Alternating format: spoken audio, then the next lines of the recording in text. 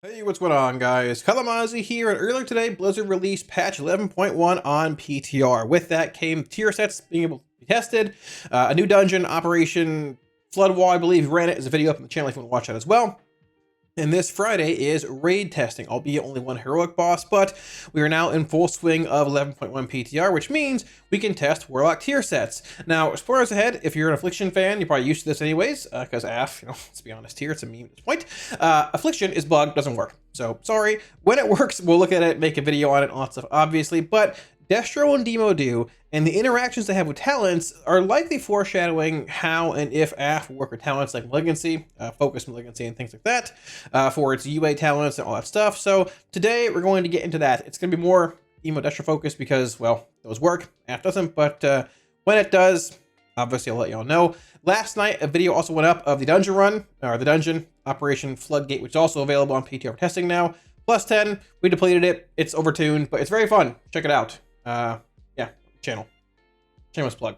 Speaking of shameless plugs, I guess there's two here technically before we get too far into the video. I did want to mention very briefly that I love each and every one of y'all, and I greatly thank you all for all the support over the past year and years. Let's be honest, we've been doing things like this for a while. We're at 85,000 subs on the channel here, which is utterly insane for a niche Warlock-based channel around a 20-year-old game. The goal this year is 100K subs on YouTube. If we hit it, phenomenal. Even if we don't, still awesome. But I noticed looking at analytics lately, about half of y'all aren't subscribed, which is a-okay.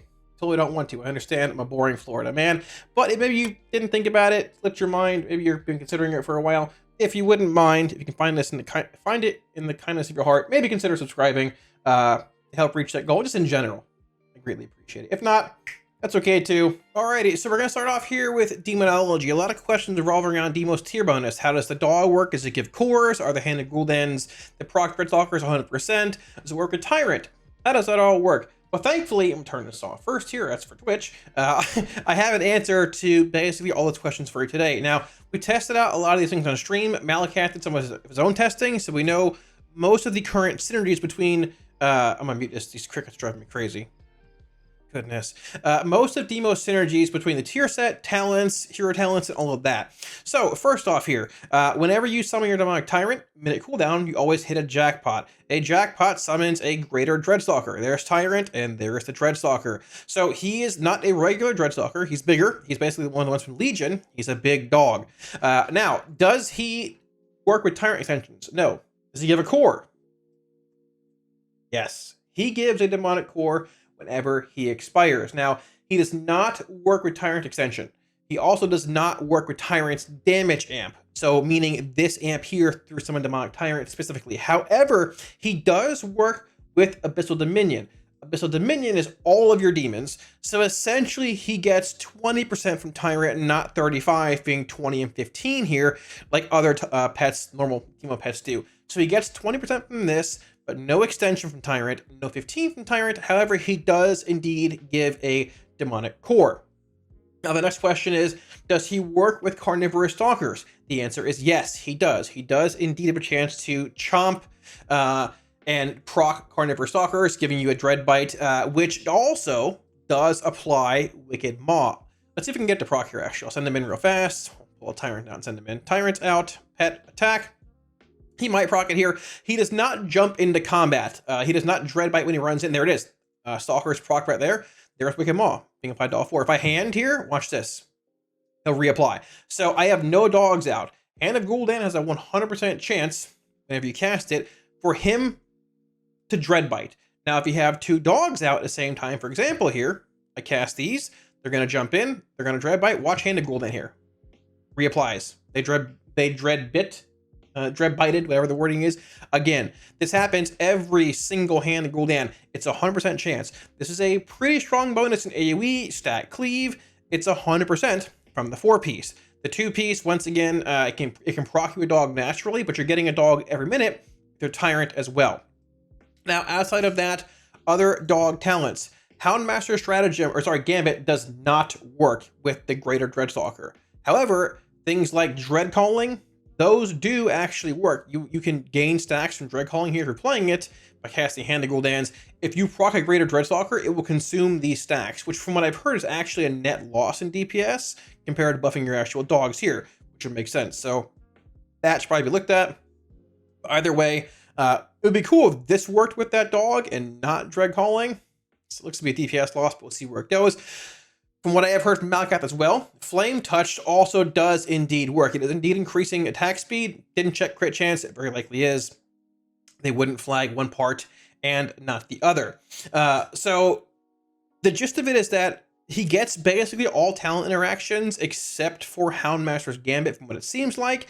He does give a Demonic Core. He's not extendable with Tyrant, but he does gain this damage amp here, which is essentially, you know, half of Tyrant's damage amp looking at Diabolus hero talents. So a bit more added value there for Diabolus compared to Soul Harvester, but they both have their own unique kind of interactions. I'm going to try and leave combat here if I can do it on these dummies and look at a brief AoE test here, and we'll try and do single target as well. But his damage output is strong. However, you got to keep in mind when you see his output on the breakdown here, it's not just the 2-piece you're seeing, the dog itself when he's doing 9% of your damage. It's the 2-piece and the 4-piece, because the 2-piece summons the dog, the 4-piece gives you, you know, a guaranteed dread bite whenever you cast it. So we'll jump in here to AoE first. I'm gonna try and turn in-game sound back on. Crickets are here again. That's fine. It's okay. So we're gonna go into a pack here. So we have some cores. No big deal. We're gonna head in, cast a Grimoire, throw this guy out, cast regular dogs, core it up, Hand of Gul'dan, Shadow Bolt, and Bolt again. We'll hand here and Tyrant. Tyrant will summon the dog, 100%. So he's out now. He's probably in melee, I guess, already. See the breakdown here. There he is, 7%. Gonna hand again here, 3 shards. Chomps again. Gonna implode here, send dogs again. Now, I'm gonna hand here because I have 4 sets of dogs out. I guess 4 dogs and him. I think there might be a ratio where you want to cast 1 and or 2 shard Hand of Gul'dans to have your dogs dread bite and AoE if you have like 4 Dreadstalkers out, or if you have like 2 greater Dreadstalkers out. I'm not sure what the ratio is, and that might not be the case. It's probably going to be just worth testing in Sims, running them all when it comes around to that. But the effect seems pretty strong. So pulling up the overall breakdown here, we can get to that about now. Also swimming in demonic cores right now. Him giving cores, imps expiring, imploding, all that, quite strong. Let's do a Tyrant again here actually first. We'll Charhound, cast dogs, Bolt here, hand in hand. Tyrant, guaranteeing a dog to spawn here, which there he is somewhere. He might have waddled in, I don't know, but hand, Bolt, hand. He's already sitting at 6% here, and we're handing more now as well. 5.7, 5.8. I'm going to implode about now. He's going to drop a little bit here when I implode. Behind my camera here, he jumps up to 5.3. But you got to keep in mind, that is just essentially our 2-piece from the dog, right? Until you factor in the dread bites he's doing whenever you cast Hand of Gul'dans here. Now, RNG is RNG. I've seen him around like 6.5%. This is actually like a little low wherever he went. Where did he go? I know where there he is. I've seen him around like 6% on average. We didn't have, honestly, we didn't have very many procs at all. But look at like the raw damage here. Dread bite being 4.1. Dread bite max crit 702k. Normal hit 356. He had 40 hits of dread bite. So that's essentially 4 targets here. You had 10 hits of dread bite. And keep in mind, he does not dread bite when he spawns naturally. That's 10 hands that proc 10 dread bites over the course of that, I don't know, minute and a half test there. Now on top of that, you also have your Dreadstalkers here, basically neck and neck with your Felguard, doing a lot of dread bite damage on their own as well. They had 244 hits on 4 targets here. That's a lot. I live in Florida. I can't do math very well, but so you're basically looking at your 4-piece being a bit of dread bite damage here, plus this dread bite damage here, and also proccing the greater Dreadstalker, right? Now, on top of all that, you also have the jackpot of gaining, I guess it gains you the dog, but you have to factor in the dog's also a minute cooldown, essentially. The jackpot being a minute with your Tyrant, and at times you can get two big dogs, 3 big dogs at once. I've had it happen. RNG is RNG. This is actually the lowest I've seen him be, around 4.5%. It's dropping now because we're still in combat, but I've seen it upwards of like 6.5, 7. When I was in M+ earlier, in that Floodgate I ran, which is on the channel now if you watch the video, he was like, I think 6.9 in the end. He's pretty strong overall. And depending on where it all goes, I wouldn't be surprised if there's a bit of tuning done, maybe in single target versus AoE with him, depending where his value lands overall. But either way, he looks good, he looks strong. Let's take a look briefly at it in single target if we can drop here, because I was also really impressed with his damage output when we were playing more of a single target based build. I gotta change builds here briefly, but we should be able to if I can lead combat. Just swapping Sax Holes in and Purple Dog over red, no big deal. Let's roll. Now, I would expect with more of his bonus being built around Dreadbite, things of the sort, that you might not see like as much raw value in single target, but when we tested it out, once again, RNG is RNG, I was surprised at his overall output. So we're gonna open up here to normal, bolt into a Grimoire, bolt again, gonna cast a Purple Dog, Shadow Bolt again, cast some regular dogs here, got a Calling proc, a couple hands, very exciting times indeed. One more hand into a Tyrant, I'll pot and Spy Master. Why not? Gonna cast a Strength here. So we actually have him active now because we Tyranted, right? So we're going in here, hands. So he's gonna Dreadbite here with this hand, Dreadbite again, cast a dog set there, Dreadbite again here with this hand. About now he's probably expiring, roughly give or take, because once again he does not work with Tyrant extensions, but he does get Tyrant value out of Abyssal Dominion, which is strong. And pulling up the breakdown here, dude, he's sitting right here at 7.5%. And I have him up again essentially in half a minute. Like, his output in single target is surprisingly strong, which caught me by a bit of surprise, because, I mean, if you proc a couple back to back, like, you can have 2 or even 3 active with the Tyrant out.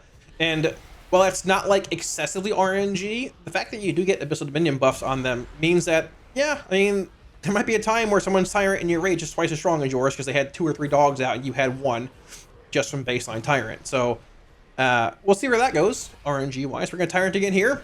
He should be spawning again there. There's the portal behind me. I don't know why he's spawning out there, but I can hopefully see him in melee.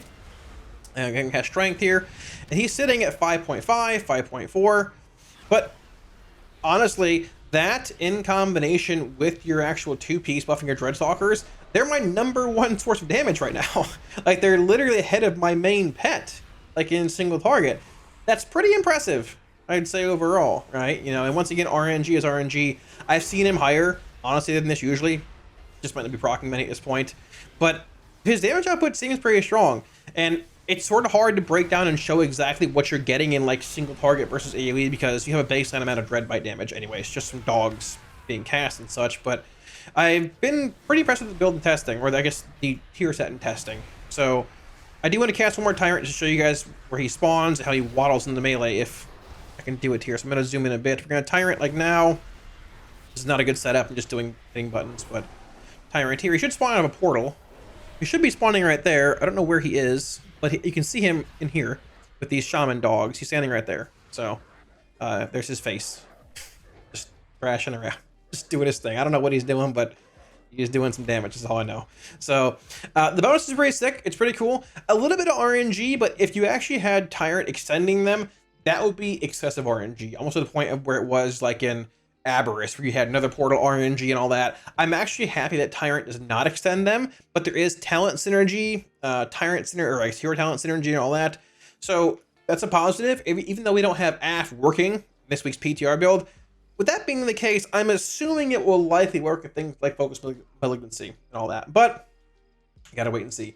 Let's look briefly at Destro. All right, now when it comes to Destruction, a lot of questions revolved around the passive CDF ability here, Demon Fire Infusion. I can say this does indeed work with Raging Demon Fire. If they proc passively, they do indeed increase the duration of Wither.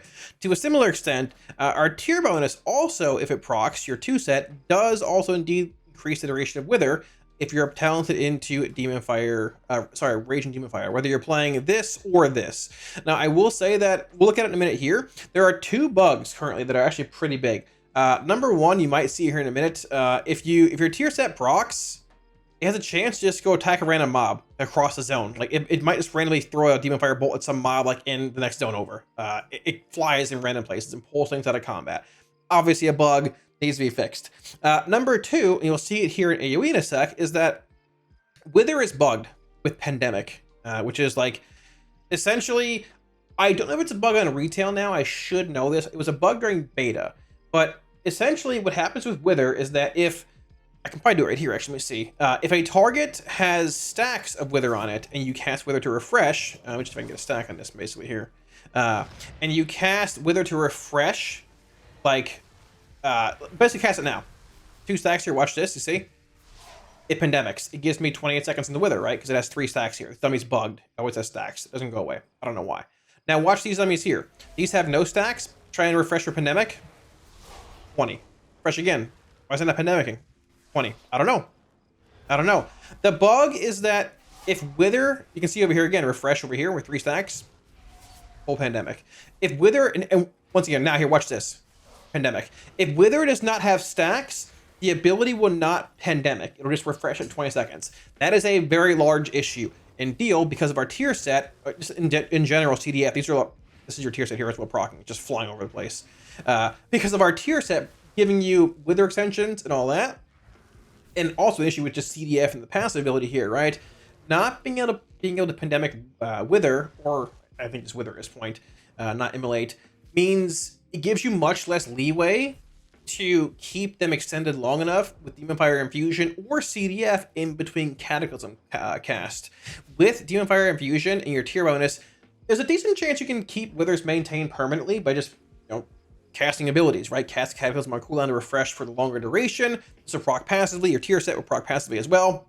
Whenever you Infernal, you get a jackpot for a duration increase. But if you cast Cataclysm a second time, and for whatever reason, Withers don't have stacks, it's not going to apply a full pandemic 28-second Wither to all your targets. It's going to be 20 seconds. And that's a large issue. You're losing like 8 seconds off your Withers, which makes it much harder to refresh through a passive ability like Demon Fire Infusion, even playing CDF. Now, I do think it's safer just to play CDF, honestly, at this point, but that also means you're taking time off to cast CDF in the middle of a pack, where you can just be casting Incinerate or with, through Fire and Brimstone to fuel more tier procs. It does work that way. And just other abilities in general. So that bug is very important, needs to be fixed ASAP before any relevant content happens. But regardless, I'm gonna leave my pet off. It's no big deal. It's annoying in combat, but we'll look at it here. So we're gonna go into combat. Little green embers that fly out of me, that is a jackpot, and or this. It's the same visual. It's Demon Fire Infusion or our tier bonus procking. If it's like one little ember, it's probably this thing. If it's a handful, it's likely this. Now, both of them extend Withers, and Infernal guarantees a proc of jackpot. So we're gonna go in here, cast Cataclysm here. There's Withers, cast Infernal. There's a proc there, which Rain of Fire. We did not get an extension there off that jackpot, which is a bit odd. Pop Malevolence here. I don't know why that didn't happen there, actually. Looking for some extensions, give or take. There's a couple right there coming in duration-wise, I believe. Couple. Cataclysm. Spam Rain of Fires.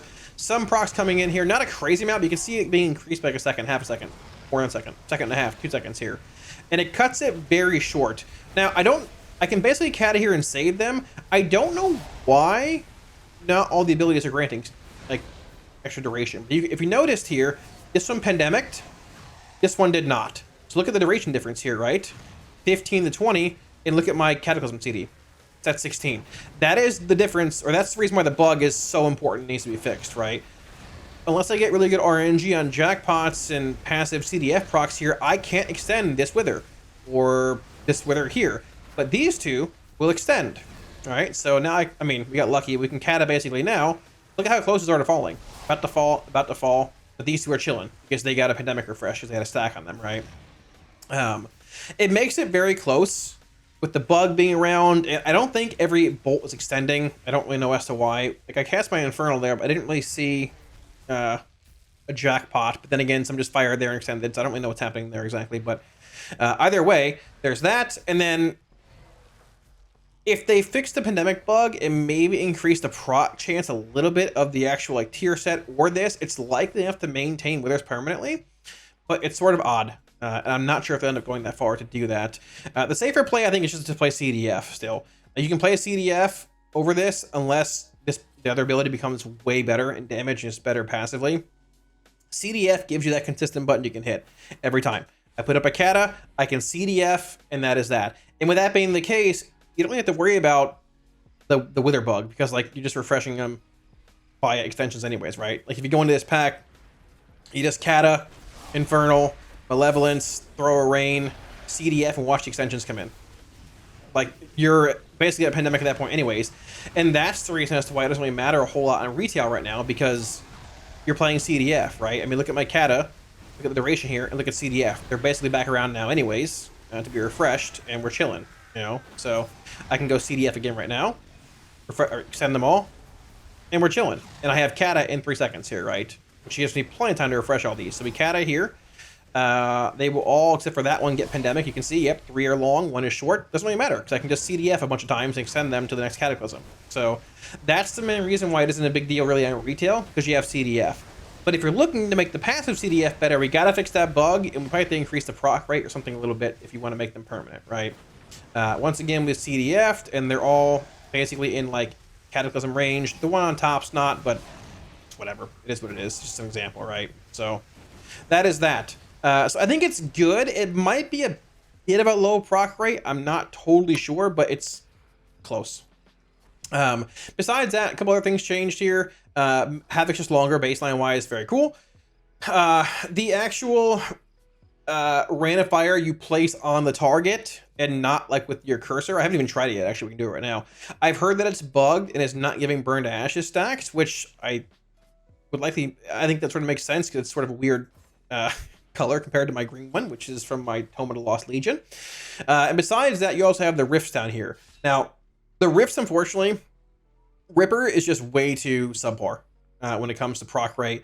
They probably either double the damage of that effect or just double the proc rate, honestly. Very quickly, here's Rain of Fire.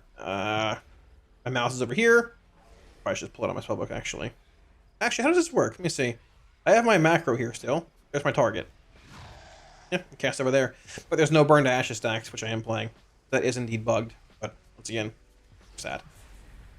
Very briefly, we'll look at the actual Dimensional Rift thing here, which is like solid, but solid idea, but overall not good enough, unfortunately. So obviously you have rifts. There's that. Dimension Rippers people are interested in. Damage from Wither has a chance to tear open a rift. We'll even spec into Unstable Rifts here, grabbing both of these. Why not? We'll just play more of an AoE build here. No big deal. I'll even stick with CDF. So now I tested this earlier. RNG is RNG. And the more targets you have, the more rifts you can probably spawn with Wither being active. I don't believe there's an ICD on this or anything. I have 4 targets here. I'll even go up to 5 by cataclysming this dummy. But the damage output overall was not exceptionally strong, and I was a bit disappointed. But that might change depending on if they buff things, which they probably should do, but we'll see where that goes. So I'm going to cat these 5 mobs here, put the rock down, Malevolence, throw an Infernal out, CDF. There's 1 rift right there. This is also 5 targets, keep in mind. I'm cleaving 4 here plus this. There's 1 rift, just regular AoE stuff, whatever, no big deal. I don't care about Pandemic here or not. Still 1 rift, raining pure hell down, still 1 rift, still 1 rift. Still 1 rift. Can I get another rift? I need a CDF here to extend. There's a rift right there. That's pretty cool. You can cat it in 3 here, basically. We're going to do that on CD. We're a little close to losing these withers. Cat it right now. Bang, there's that. Yep, there you go. My cursor was in the wall. No big deal. Another rift right there. And like, I mean, it feels like regular Destro for the most part. It basically still is. You just proc rifts passively. But they just don't proc enough. You could probably double the proc rate of them or like double the damage and it would be, you know, relatively strong. I am curious about a build that plays maybe something along the lines of like just straight up Demon Fire Infusion and rifts here in like mass AoE, just like big meat grinder, have it all down, passive CDF, passive rifts, and just throws rains like everything like crazy. That could be really cool, because keep in mind Cataclysm is not capped on the number of targets it'll apply Wither to. So if you have a lot of targets with Wither on them, and a lot of Withers doing damage, your chance to proc Rift increases, right? But if you look at the damage breakdown here, unfortunately Rift is not doing too well. Shadowy Tear 2.2, Chaos Tear 1.5, Unstable Tear 0.7. Now, for a capstone, that takes 2 talent points to get to this power level. 0.7, 1.5, and 2.2 are not really where I want to be. Looking at what? I don't know, like 4.5%, something like that. You can probably make it like almost 10%, maybe a bit less, like buff the ability by like 60% damage wise or proc rate a bit. Thematically, I think it's very cool, and it actually fits how Destro flows really well. Multiple Withers are out. Cataclysm's not capped. We got Malevolence still in that gap there. You can even play Passive Demon Infusion for like more just raw casts of just fueling what Demo's or Destro's ramps about. But the damage just seems so subpar. I'd love to see Flame Rift return.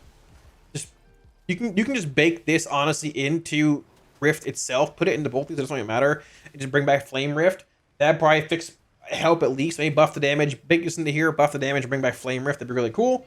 But in its current form, it looks good. The tier bonus is fine. I don't even know what it did here, if you can even see it in the breakdown. I don't think you really can. I don't know if you can even see here. I think it's part of CDF. Yeah, I think it's part of CDF, probably.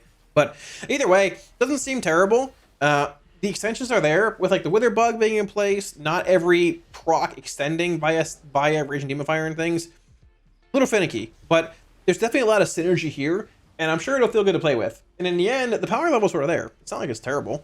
It's just like sort of bland in a sense. You're not seeing these big dogs running out. You're not seeing 5 UAs spreading, or 3 UAs, whatever. You're just like casting random bolts that come out of you. But big things here.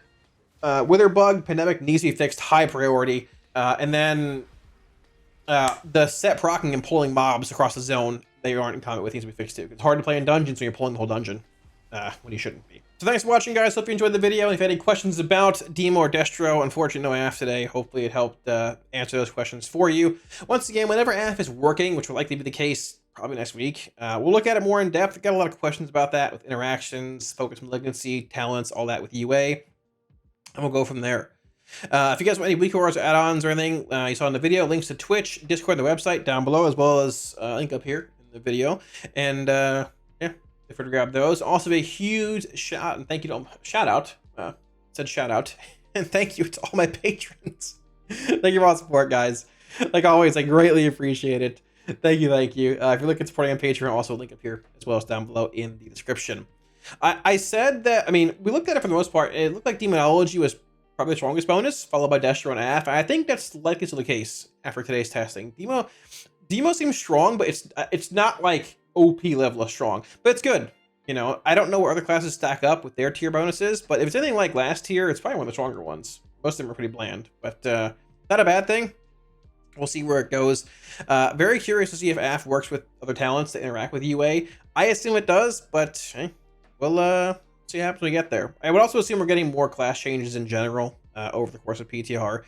This is not all of it. I hope not. AF changes, some class tree stuff, maybe. We'll see. Also, raid testing this Friday. I'll be streaming it if you guys want to come by. I'll have that video up here as well afterwards. And yeah, that's that. So thanks for watching, guys, and I'll catch you again soon on stream. Peace.